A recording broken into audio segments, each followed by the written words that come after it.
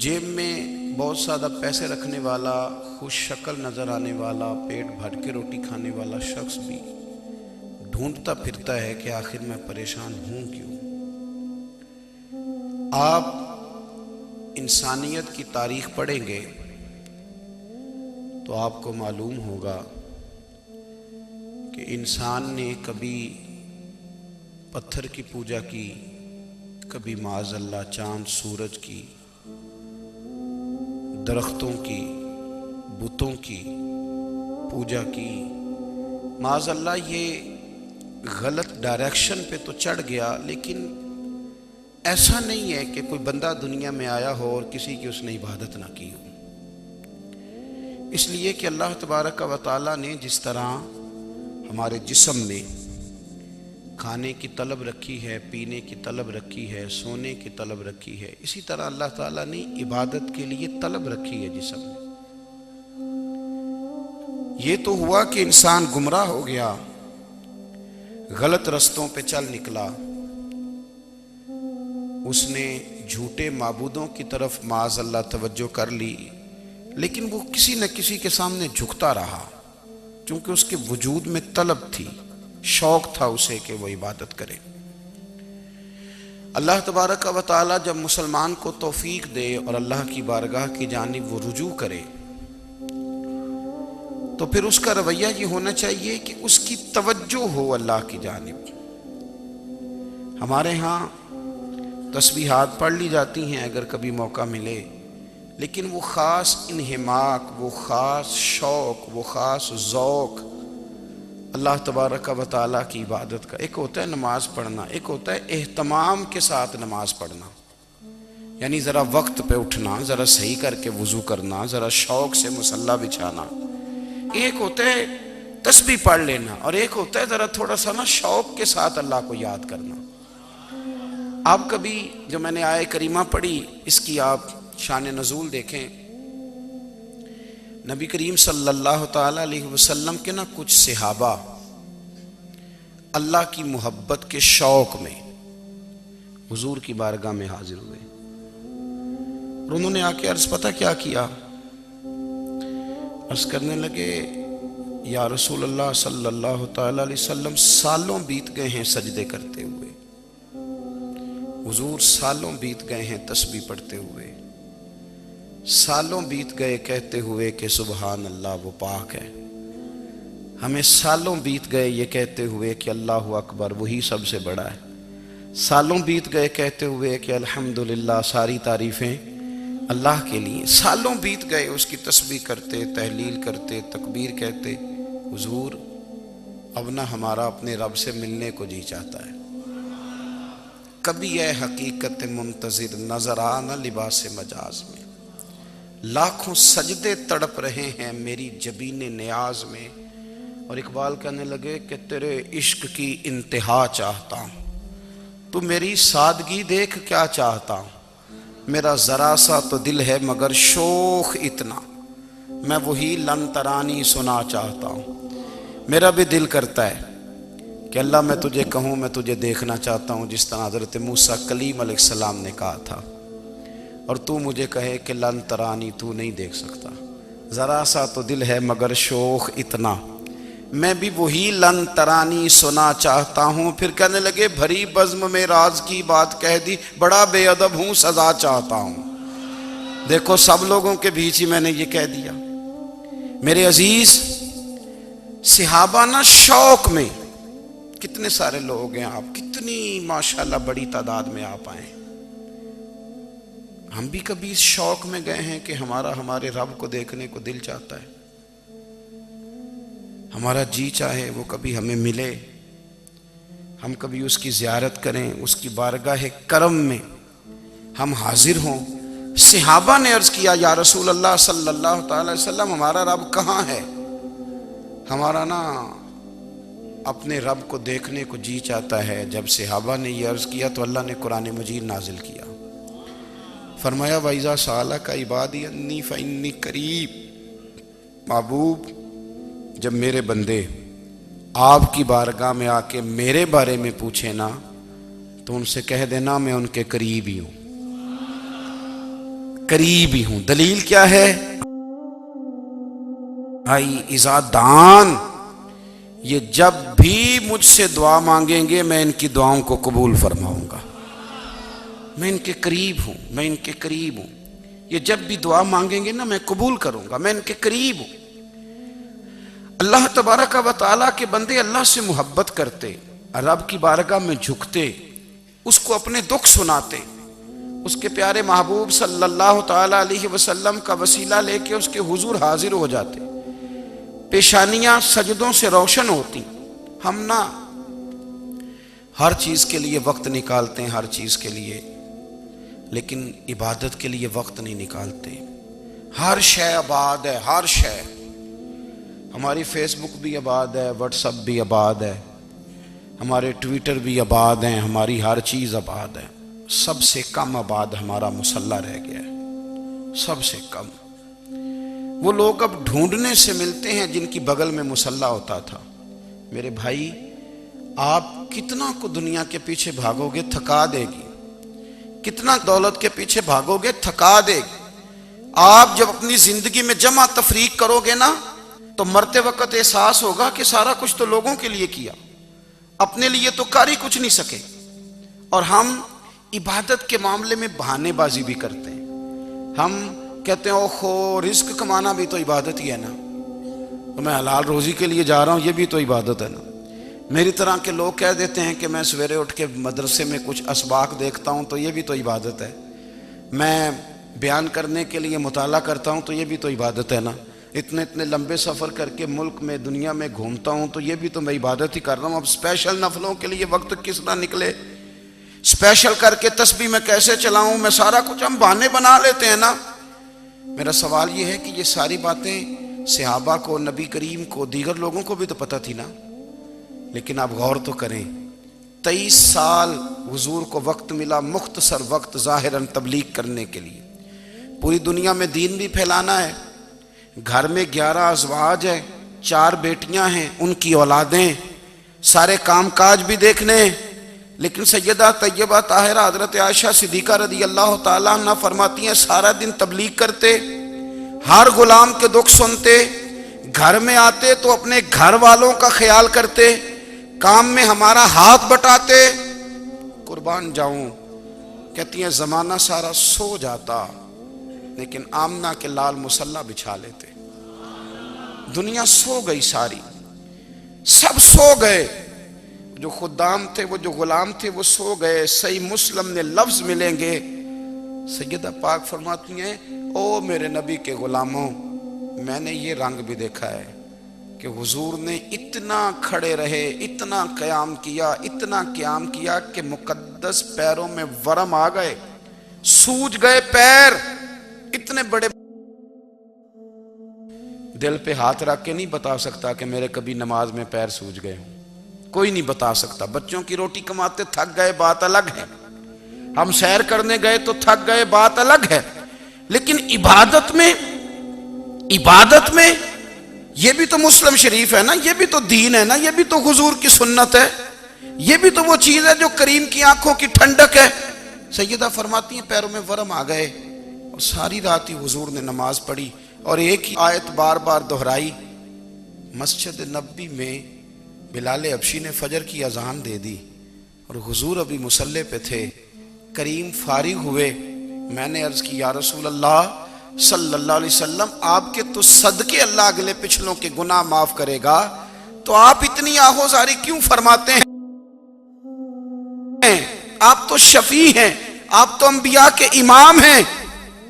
تو حضور نے فرمایا عائشہ تم نے گنوایا ہے نا میرے اللہ کی مجھ پر کتنی رحمت ہے، افلا اکون عبدا شکورا، فرمایا اگر اس نے اتنی نعمتیں دی ہیں تو کیا میں اس کا شکر گزار بندہ نہ بنوں، میں شکر گزار بندہ نہ بنوں اس کا؟ پھر اگر اتنی نعمتیں اس نے دی ہیں، مجھے اتنا نوازا ہے، تو پھر میں اس کے سامنے سجدے نہ کروں؟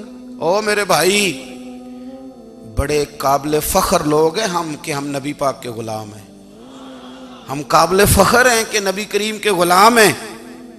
کیا کبھی اس غلامی کے شکرانے میں بھی 2 نفل پڑھے کہ یا اللہ تیرا شکر ہے تو نے ہمیں حضور کا غلام بنایا ہے؟ یاد رکھیں کہ اپنی روحانی زندگی کو آباد کریں۔ استغفار پڑھیں، تسبیحات کریں۔ حضرت عبداللہ ابن عمر رضی اللہ تعالیٰ عنہ حضرت عمر کے صاحبزادے، مکہ مکرمہ میں ان کی قبر ہے۔ میں نے جب انہیں پڑھا تو مجھے ان سے بڑا پیار ہو گیا، لیکن آپ کو پتہ ہے وہاں جا کے کسی شخص کا مزار تلاش کرنا یا پوچھنا ایک مشکل کام ہوتا ہے۔ تو ایک دفعہ میں مکہ شریف میں حاضر تھا، تو ایک گاڑی والا ڈرائیور مجھے کہنے لگا کہ مولانا میں آپ کو جانتا ہوں، مجھے آپ سے محبت ہے، ایک بات بتاؤں آپ کو۔ میں نے کہا بتاؤ۔ کہنے لگے حضرت عبداللہ ابن عمر کی قبر دیکھنی ہے۔ میں نے کہا یہ تو نہیں کہہ رہا، یہ کسی نے بندوبست کرایا ہے، یہ اللہ نے تیرے دل میں بات ڈالی ہے، یہ ہو گیا تو لے چل مجھے۔ حضرت عبداللہ ابن عمر کو نبی پاک نے فرمایا تھا راجل صالح، یہ نیک بندہ ہے، یہ متقی آدمی۔ حضرت عبداللہ ابن عمر رضی اللہ تعالیٰ عنہ سیدنا فاروق اعظم رضی اللہ تعالیٰ عنہ کے صاحبزادے ہیں، اور ان کی ہمشیرہ سیدہ حفصہ رضی اللہ تعالیٰ عنہ حضور کی زوجہ محترمہ ہے۔ ایک دن اپنی ہمشیرہ سے کہنے لگے کہ نبی کریم صلی اللہ تعالیٰ علیہ وسلم گھر میں آئے نا، اور اگر حضور غم امت میں پریشان نہ ہوں، طبیعت کو حشاش بشاش دیکھو، تو ذرا پوچھنا تو صحیح حضور کا میرے بارے میں کیا خیال ہے، پوچھنا تو صحیح کہ کریم کی بارگاہ میں میرا کیا مقام ہے، میرے بارے میں حضور کیا فرماتے ہیں۔ اب بہن کو کام بتائے، اور بتائے بھی بھائی، اور پھر بہن وہ کام نہ کرے، یہ تاریخ میں ہوتا نہیں۔ حضرت عمر فاروق رضی اللہ تعالیٰ عنہ کی صاحبزادی ام المومنین رضی اللہ تعالیٰ عنہ فرماتی ہیں کہ میں تو بس منتظر تھی۔ انہوں نے تو کہا تھا نا کہ اگر تم حشاش بشاش دیکھو تو بات کرنا، لیکن حضور تشریف لائے، میری باری تھی، میرے گھر تشریف لائے، کھانا پیش کیا تو فوراً میں نے عرض کی حضور ایک بات پوچھنی تھی۔ تو حضور نے فرمایا پوچھئے۔ میں نے عرض کی حضور میرے بھائی عبداللہ ابن عمر کے بارے میں آپ کا کیا خیال ہے؟ نوجوانوں میری بات پہ غور کرنا، میرے بھائی کے بارے میں آپ کا کیا خیال ہے؟ تو نبی کریم صلی اللہ تعالیٰ علیہ وآلہ وسلم نے میری طرف دیکھا، اور پھر حضور زیر لب تھوڑا مسکرائے، اور بریلی کے امام کہتے ہیں کہ حضور مسکرا دیتے تھے نا تو جو بڑا دکھی ہوتا تھا وہ بھی ہنس پڑتا تھا۔ اب سوال پیدا ہوتا تھا کہ پھر تو اس مسکراہٹ کے لیے انتظار کرنا پڑتا ہوگا کئی مہینے کہ حضور مسکرائیں تو رونے والے ہنسیں، تو اعلیٰ حضرت فرماتے نہیں، انتظار نہیں کرنا پڑتا، یہ مسکراتے رہنا تو حضور کی عادت ہے۔ جس کی تسکین سے روتے ہوئے ہنس پڑے، اس تبسم کی عادت پہ لاکھوں سلام۔ یعنی یہ تو عادت ہے حضور کی مسکراتے رہنا، اس کے لیے انتظار نہیں کرنا پڑتا۔ بھائیو آپ خیال رکھیں گے، غور کریں گے، حضرت عبداللہ ابن عمر رضی اللہ تعالیٰ عنہ کے بارے میں پوچھا تو سیدہ فرماتی ہیں کہ نبی کریم صلی اللہ تعالیٰ علیہ وسلم نہ زیر لب مسکرائے اور فرمایا حفصہ تیرا بھائی ہے تو اچھا، لیکن میں نے سنا ہے کہ عشاء کی نماز پڑھتا ہے تو فجر تک سویا ہی رہتا ہے۔ او نوجوانوں، 10 بجے تک سونے کی بات نہیں ہوئی، 9 بجے تک سونے کی بات نہیں ہوئی، 11 بجے اٹھنے کی بات نہیں۔ حضور فرمانے لگے میں نے سنا ہے کہ عشاء کی نماز پڑھ کے سو جاتا ہے اور فجر تک سویا ہی رہتا ہے، اسے چاہیے کہ تہجد کے وقت اٹھا کرے، اللہ کی بارگاہ میں حاضر ہوا کرے، آہوزاری کرے، سجدے کرے، عبادت کرے، اٹھتا ہے اور فجر میں جا کے اٹھتا ہے۔ حضرت جناب حفصہ رضی اللہ تعالیٰ عنہ کہتی ہے میں نے جناب عبداللہ ابن عمر کو پیغام دیا اور میں نے کہا میرے جوان بھائی سن، نبی پاک نے فرمایا ہے تو اچھا پر تہجد میں نہیں اٹھتا، نفل نہیں پڑھتا۔ او میری ملت کے جوانوں، مزہ نہیں آ جاتا جب ساری دنیا سوئی ہو، ساری دنیا، اور بستر بھی گرم ہو اور نیند بھی پورا غلبہ کر رہی ہو، اور اچانک گھنٹی بجے دماغ میں، آنکھ کھلے، گھڑی پہ نظر پڑے، 3:30 4 بجے کا پیغام گھڑی بتائے، اور کوئی چڑھتی جوانی والا اٹھ کے وضو کرے، اور جب وہ مصلی کھول کے بچھائے تو مدینے والے محبوب کہتے ہیں کہ ہر نماز پہ رب ثواب دیتا ہے، اور جو اٹھ کے تہجد کی نماز پڑھے اسے دیکھ کے تو رب مسکراتا ہے، جو اس کی شان کے لائق ہے، جو اس کی شان کے لائق، وہ مسکراتا ہے، خوش ہوتا ہے کہ میرا بندہ تہجد میں اٹھ گیا۔ وہ مسکراتا ہے۔ کاش ہماری صبحیں کبھی اپنے مالک کے نام ہو جائیں، کاش کے صبح۔ حضرت ابو الحسن رحمۃ اللہ تعالی علیہ حضرت معاذ ابن جبل رضی اللہ تعالیٰ عنہ کے پاس بیٹھا کرتے تھے، فرماتے ہیں ان سے جو پیار بڑھا تو پھر میرا مصلی سے بھی بڑھ گیا۔ تابعی ہیں، فرماتے ہیں صحابی رسول سے محبت ہوئی تو ذکر سے بھی ہو گئی، پھر درود شریف سے بھی ہو گئی، محبت ان سے بڑھی تو پھر اللہ نے مسجد کا پیار بھی بڑھا دیا۔ آپ فرماتے ہیں کہ میری ہر وقت طبیعت چاہتی تھی کہ بس اللہ اللہ کروں، بس اللہ اللہ کروں، بس نہ میں ذرا تھوڑی جان چھڑاؤں لوگوں سے، کوئی 10 منٹ ملے تو میں کچھ 4 نفل پڑھ لوں، میں تھوڑا سا نہ بچوں لوگوں سے، اور مجھے تسبیح ملے تو میں نہ کچھ 400-500 دفعہ استغفار پڑھوں، سبحان اللہ، الحمدللہ، اللہ اکبر، لا حول ولا قوت الا باللہ، میں نہ تسبیحات پڑھوں۔ فرماتے ہیں کہ بچے تھے گھر میں 6-7، غربت تھی، کام ملتا کوئی نہیں تھا، اور میں کام چور نہیں تھا، کام ڈھونڈتا تھا، پر اللہ کی قدرت کے کام نہیں ملتا تھا۔ فرماتے ہیں کہ میں نے ایک دن اپنی اہلیہ سے کہا کہ آج میں پھر جاتا ہوں کام ڈھونڈنے، تو میری بیوی بڑی فرما بردار تھی، پر اس دن نہ غربت کے ہاتھوں تنگ آ کے کہنے لگی آج نانا کوئی تو چیز لے کے آیا، تو مجھ سے بچوں کی بھوک نہیں دیکھی جاتی، یہ سب روگاں دا روگ محمد جس دا نام غریبی، کنڈ بلا کے لنگ جاندے نہیں دوست یار قریبی، آج نہ کچھ لے کے آیا تو میں بچے لے کے میکے چلی جاؤں گی۔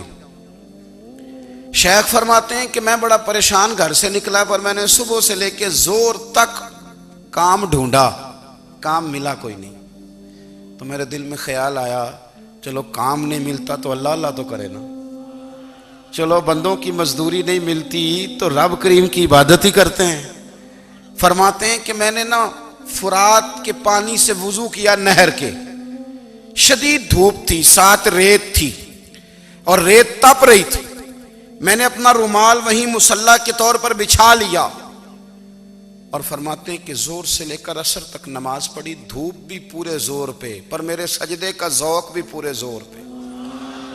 فرماتے ہیں سورج بھی چمک رہا ہے اور رب کی عبادت کا ذوق بھی پورے زور پہ، میں سجدہ کروں تو پھر میرا اٹھانے کو جی نہ چاہے۔ میرے استاد لکھا کرتے تھے، یہ ان کا شعر ہے، وہ کہا کرتے تھے مجھے سوز دے، مجھے ساز دے، اور مجھے نیم شب کا نیاز دے، دم سجدہ خود کو میں توڑ دوں، مجھے ایسا ذوق نماز دے، اور میں تیری بہار کا پھول ہوں، میں کھلا بھی ہوں تو تیرے لیے، مجھے میری شاخ سے توڑ لے، مجھے اپنی زلف کا ناز دے۔ بھائی فرماتے ہیں کہ عصر تک میں نے نفل پڑھے، دل ڈھلنے لگا، عصر کی نماز پڑھی اور میں وہاں سے چلا۔ اب میں جب نکلنے لگا تو دل میں خیال آیا کہ چھوٹی چھوٹی دیواریں ہیں گھر کی، بغیر کچھ لیے جاؤں گا تو بیوی دور سے دیکھے گی تو شور کرے گی کہ پھر خالی ہاتھ آ گیا ہے۔ کہتے میں نے اپنے اسی رومال میں جس پہ میں نے نماز پڑھی تھی نا، رومال میں کی آخی دے پنجابی جو صافہ کہتے ہیں، اسی میں نا میں نے کچھ ریت بھر لی کہ وہ دور سے دیکھے گی تو سمجھے گی کچھ لے کے آیا ہے، چلو جا کے اسے بتا دوں گا کہ آج پھر مزدوری نہیں ملی۔ کہتے ہیں وہ ریت لے کر جب میں گھر میں گیا تو پہلے بیوی دروازے پہ کھڑی ہوتی تھی، پوچھتی تھی خالی ہاتھ آ گئے ہو؟ آج میں نے دیکھا تو ہے ہی کوئی نہیں۔ فرماتے ہیں میں اندر داخل ہوا، سلام لیے، کونے میں میں نے وہ رومال رکھ دیا اور میں نے آواز دی کہ بھلی مانس کہاں ہو؟ تو وہ کہنے لگی آپ منہ ہاتھ دھو لیں، میں روٹی لے کے آئی۔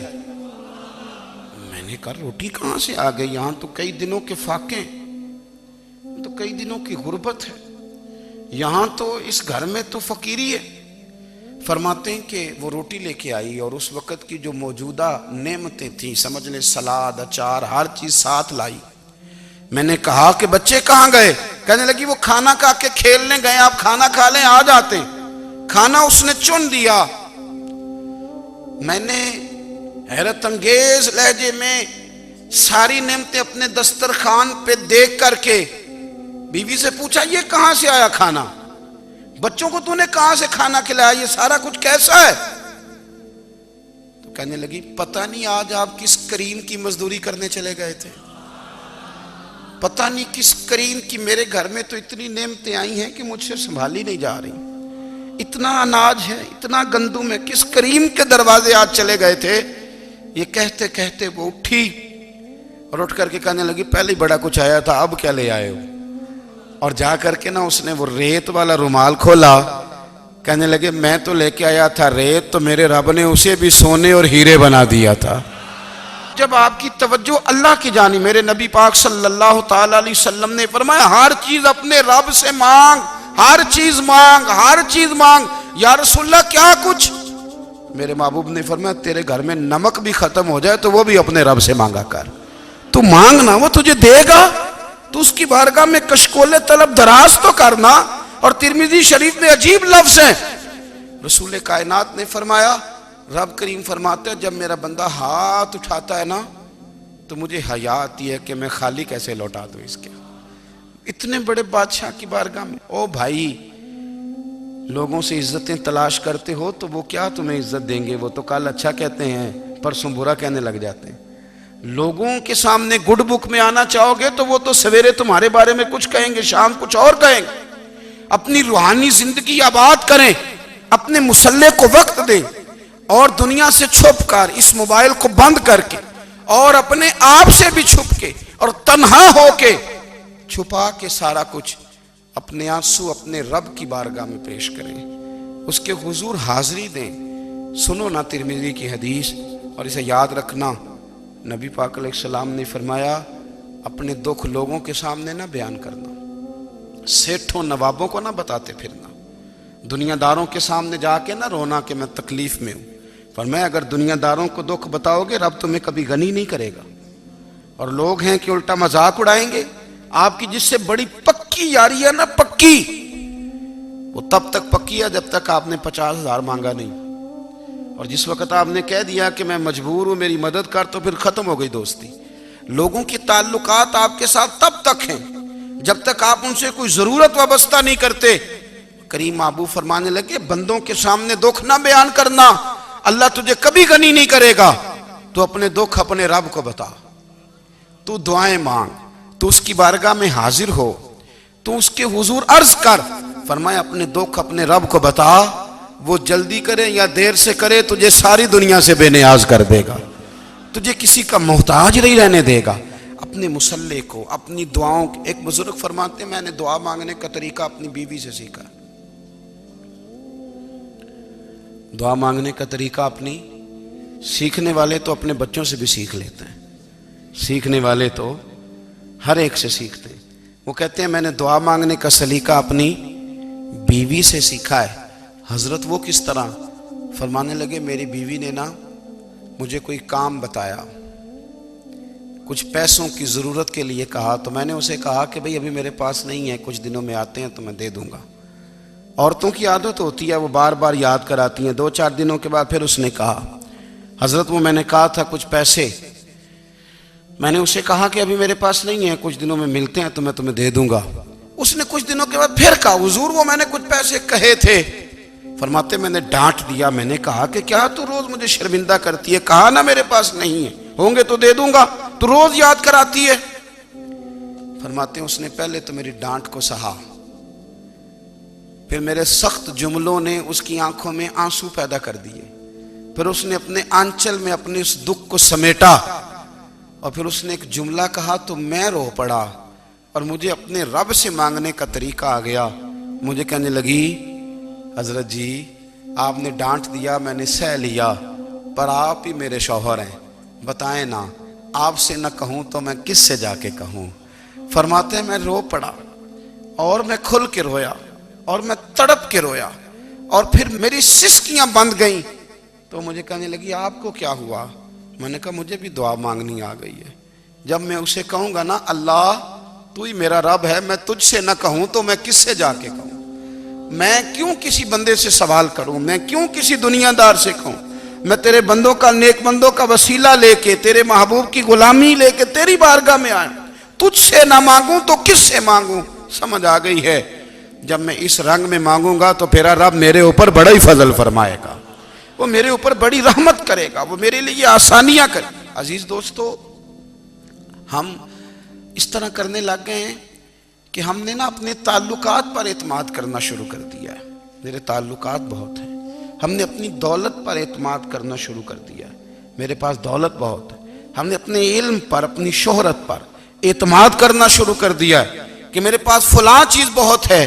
یاد رکھنا، جب بے نیاز اپنی صفت بے نیازی دکھاتا ہے تو بڑی بڑی دولتوں والے مجبور نظر آتے ہیں. بھائیو، جب انسان کا رشتہ اپنے مالک کے ساتھ ہوتا ہے پھر تو غم بھی کچھ نہیں کہتے، پریشانیاں بھی کچھ نہیں کہتی، پھر تو زندگی صبر والی، پھر تو زندگی توکل والی، پھر تو زندگی بھروسے والی.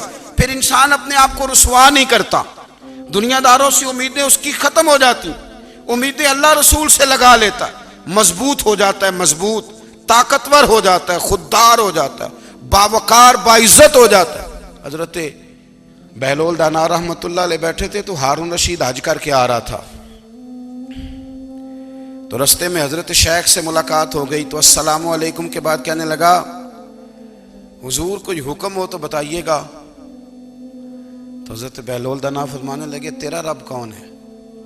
اس نے کہا اللہ. تو فرمایا میرا کون ہے؟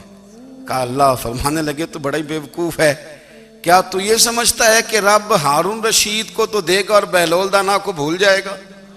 تیرا بھی وہی رب ہے، میرا بھی وہی رب ہے. اس نے اگر تجھے دے کے آزمایا ہے تو ہو سکتا ہے مجھے نہ دے کے آزما رہا ہو. جب اس کی حکمت کے تقاضے ہوں گے تو عطا کرے گا اور دے گا. تو جا اپنا کام کر.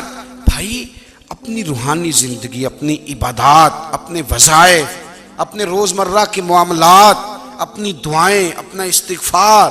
دیکھو کوئی مشکل کام تو نہیں 2 رکوع ہیں سورہ واقعہ کے اگر رات کو پڑھ لی جائے تو. میں کس طرح یہ بات بیان کروں کہ تعویذ بانٹنا آسان ہے اور وظیفہ بتانا مشکل ہے. سارا دن تعویذ بانٹیں تو لوگ لینے کو تیار ہیں، اور اگر آپ وظیفہ بتائیں تو کہتے ہیں تو مشکل کام ہے. او خدا کے بندے، اگر آپ کا تعلق قرآن پاک کے ساتھ مضبوط ہو، قرآن پاک کے ساتھ اگر آپ کا رشتہ ہو، لوگ سفارشیں ڈھونڈتے ہیں نا دنیا میں، کوئی تعلق مل جائے تو میرا کام ہو جائے. دنیا میں اتنا مشکل معاملہ ہے، آخرت میں مجھے بتائیے گا کتنا مشکل معاملہ ہوگا. میرے نبی پاک صلی اللہ تعالی علیہ وسلم نے فرمایا جو لوگ سورہ ملک پڑھا کرتے تھے نا، سورہ ملک، یہ سورت ملک قیامت میں ان کی سفارش کرے گی اور اس طرح کرے گی کہ کہے گی اے اللہ یہاں اس بندے کو جنت میں داخل کر دے یا مجھے قرآن پاک سے علیحدہ کر دے. تو رب فرمائے گا جا اس کا دامن تھام کے اسے جنت تک پہنچایا. آپ بات کو سمجھیں، جب آپ کے تعلقات اپنے معاملات کے ساتھ مضبوط ہوں گے، یہ نبی کریم نے وعدہ کیا ہے کہ تو سورت واقعہ پڑھ تیرے گھر میں فاقہ نہیں آئے گا. حضرت عبداللہ ابن مسعود رضی اللہ تعالیٰ عنہ بیمار تھے تو حضرت عثمان غنی رضی اللہ تعالیٰ عنہ تیمارداری کے لیے تشریف لے گئے اور جا کر کے کہا کہ آپ بڑے بیمار ہیں، آپ کی بیٹیاں زیادہ ہیں، میں چاہتا ہوں کہ خزانے میں سے کچھ مدد کروں. تو سیدنا عبداللہ ابن مسعود رضی اللہ تعالیٰ عنہ اٹھ کے بیٹھ گئے اور کہنے لگے امیر المومنین، اللہ آپ کو میری طرف سے، میری بیٹیوں کی طرف سے بہتر صلہ دے. میری بیٹیوں کو کسی خزانے کی ضرورت نہیں، میں نے انہیں خزانہ دے دیا ہے. کہا جناب آپ نے کون سا خزانہ دیا ہے، میں آپ کے مالی معاملات کو جانتا ہوں. تو فرمانے لگی امیر المومنین، میرے نبی کریم نے فرمایا ہے جو سورت واقعہ پڑھے اسے کبھی فاقہ نہیں آتا. میں نے بیٹیوں کو یاد کرا دی ہے، یہ خزانہ میں نے انہیں دے دیا ہے. وہ سارے والدین سنیں جو بیٹیوں کے لیے پریشان رہتے ہیں. حضرت عبداللہ ابن مسعود نصیحت کر رہے ہیں، فرمانے لگے میں نے سورت واقعہ یاد بھی کرا دی ہے، پڑھنے کی عادت بھی ڈال دی ہے. حضور نے فرمایا ہے جو سورت واقعہ پڑھے اسے فاقہ نہیں آتا. کہنے لگے چاند تو اپنی جگہ چھوڑ سکتا ہے، سورج گر سکتا ہے، تارے ٹوٹ سکتے ہیں، پر مدینے والے رسول کی بات غلط نہیں ہو سکتی. حضور نے فرمایا فاقہ نہیں آئے گا تو انشاءاللہ کبھی بھی نہیں آئے گا. کرنے کا کام یہ ہے کہ ہم اپنے معاملات، اپنی عبادات، اپنی دعائیں کبھی 10 منٹ عادت ہو جائے نا دعا مانگنے کی علیحدہ سے رات کو. حضور نے فرمایا جو فرض نماز کے بعد دعا مانگے اللہ اس کی قبول کر لیتا ہے. نبی پاک صلی اللہ تعالی علیہ وسلم نے فرمایا اللہ مسافر کی دعا قبول فرماتا ہے. حضور نے فرمایا اللہ مظلوم کی دعا قبول فرماتا ہے. حضور نے فرمایا بیمار سے دعا کراؤ اللہ اس کی دعا قبول فرماتا ہے. میرے نبی پاک نے فرمایا ماں باپ جب بھی اولاد کے لیے ہاتھ اٹھائیں، ویسے تے بلے شاہ تو آسمانی اڈدیاں ہی پھڑ دیں، جڑا گھر بیٹھا انہوں بڑھیا ہی نہیں. حضور فرمانے لگے ماں باپ جب بھی اولاد کے لیے دعا فرمائیں اللہ ان کی دعا کو قبول کرتا ہے. آپ اپنا تعلق بنائیں، دعا کے ساتھ، عبادت کے ساتھ، مصلی کے ساتھ رشتہ بنائیں، استغفار پڑھیں۔ صلاح الدین ایوبی صلیبی جنگوں میں تھے، رات کو مسجد اقصی میں نماز پڑھی تو پریشان تھے۔ ایک بزرگ سے ملاقات ہوئی تو وہ کہنے لگے کہ آپ بڑے پریشان ہیں۔ کہنے لگے حضور پریشان اس لیے ہوں کہ پہلے ہی مسلمان کمزور ہے، اب میں نے سنا ہے دشمن کا ایک بحری بیڑا وہ جنگی سامان سے بھرا ہوا آ رہا ہے، تو اب ان کے پاس اور تلواریں اور نیزے آ جائیں گے، مسلمانوں کے پاس پہلے ہی وسائل کی کمی ہے، پریشان ہو کس طرح کر کے مقابلہ کریں گے۔ یہ بات کہتے ہی صلاح الدین ایوبی نے بزرگوں سے کہا حضور آپ بھی دعا کرنا، دعا کی بڑی طاقت ہے۔ میرے نبی پاک نے فرمایا دعا مومن کا ہتھیار ہے، دعا مومن کا۔ حضور نے فرمایا تقدیر کو سوائے دعا کے کوئی چیز نہیں بدل سکتی، دعا مومن کا ہتھیار ہے، یہ کافر کے پاس کوئی نہیں، یہ ہتھیار ہے مومن کا۔ اللہ کرے آپ کو سمجھ آئے، پھر سنیں، کئی بار کہہ چکا ہوں، یہ ہتھیار ہے۔ کافر کے مقابلے میں جو تیرے پاس سب سے بڑا ہتھیار ہے وہ دعا ہے۔